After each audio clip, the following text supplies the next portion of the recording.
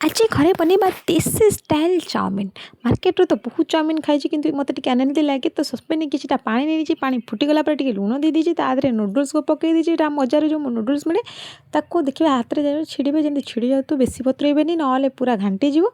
भल छाणी नहीं ଏବେ ଗୋଟେ ବାଉଲ୍ ନେଇଛି ମୁଁ କିଛିଟା ଥଣ୍ଡା ପାଣି ପୁରା ଚିଲ୍ଡ ୱାଟର୍ ତାକୁ 2-3 ମିନିଟ୍ ସେଥିରେ ସକ୍ କରିନେବେ ତାପରେ ପୁଣି ଛାଣି ପକାଇବେ ତା ଉପରେ ଗୋଟେ ସ୍ପୁନ୍ ଭେଜିଟେବଲ୍ ଅଏଲ୍ ଦେଇକି ଟିକେ ମ୍ୟାରିନେଟ୍ କରିନେବେ ଯେମିତି ନୁଡଲ୍ସ ଗୁଡ଼ା ସବୁ ଅଲଗା ଅଲଗା ରହିବ ତାପରେ କରେଇରେ କିଛିଟା ତେଲ ନେଇଛି 2 ସ୍ପୁନ୍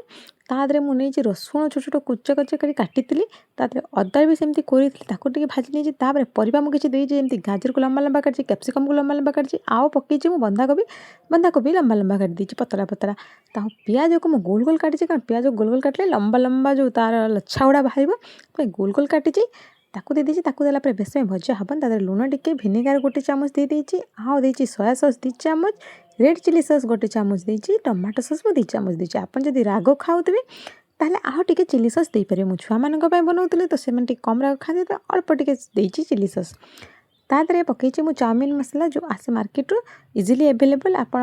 ମାର୍କେଟରୁ ନେଇ ଆସି ପକାଇ ପାରିବେ ବହୁତ ଟେଷ୍ଟି ଲାଗେ ତା ଦେହରେ ମୁଁ ନୁଡଲ୍ସ ଦେଇଛି ଅଧା 2 ଥର କରିକି ଦେଇଛି ଏକାଥର ଦେଲେ ଭଲସେ ମିଶାଇ ହେବନି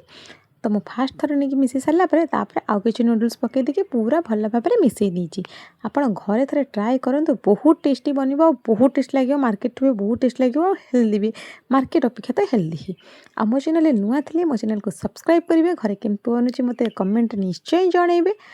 ଆଉ କମେଣ୍ଟ ସେୟାର ନିଶ୍ଚୟ କରିନେବେ ଏବେ ମୁଁ ସର୍ଭ କରିସାରିଲା ପରେ ତା ଦେହରେ ପକାଇ ଦେଇଛି କିଛିଟା ପିଆଜ ଆଉ ପକାଇଛି ସ୍ପ୍ରିଙ୍ଗ ଅନିଅନ୍ ମୋତେ କମେଣ୍ଟ ନିଶ୍ଚୟ ଜଣାଇବେ ବାଏ ବାଏ।